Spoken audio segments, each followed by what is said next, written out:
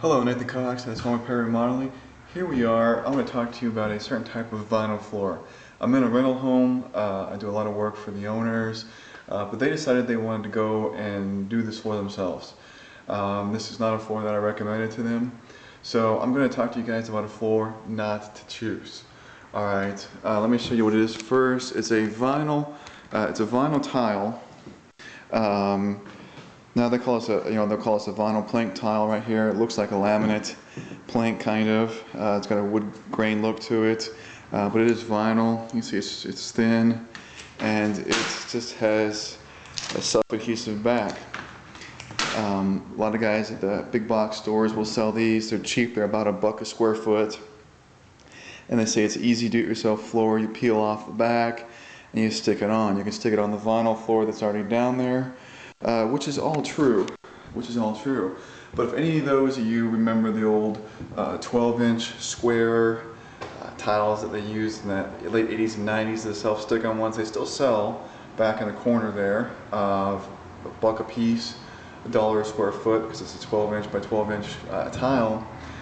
If you remember how they go on and they never seem to go just right and they don't last very long before they start popping up, well, these new wood versions of them, just because they're in a 6-inch by 2-foot strip, same problems. It's the same thing, it's just a different color, it's a different shape. Let me show you. This floor was just laid down and no one's been on it yet. If you come down here in the light, obviously that one's a bad one that has to be fixed or something underneath it. But you can see gaps. And right here we got a lifted corner on that one right there, gap there. There's gaps all over the place. It just happens. I actually did a pretty decent job, but I recommend it against this floor. I don't recommend anyone using this type of floor, especially inside of a rental unit, because rental units generally get abused a little bit more than your own home. This isn't your home that you put down the floor yourself, so you're taking care of it. You can see more gaps there. So forget about trying to mop this floor. You know, maybe they can use the Swiffer and stuff like that, but if they ever use a real mop, this is so coming up. And honestly, this floor is going to last 1 year before it needs to be pulled up and done all over again.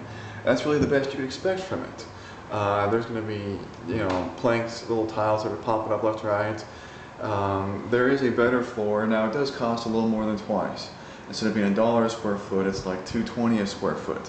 And it looks similar to this, although it's going to be thicker, and what it'll have is it'll actually have lips on all 4 edges. And they'll have 2 lips that are up and 2 lips that are down. And then the next tile will butt up against it, and the lips will actually overlap, and then the tiles will actually adhere to themselves. So each tile adheres to the next tile, adheres to the next tile. So they're not trying to stick to the floor, they're actually seaming to themselves, which creates a solid floating floor. It's a much better floor. It's what I recommended for them to put in here, which was still inexpensive for them to do that themselves. But they're like, well, it's going to cost so much more to do it. Well, this floor, they still had to pay me to come back to take care of the baseboard and the trim and to fix a few of their other problems that they couldn't, get right.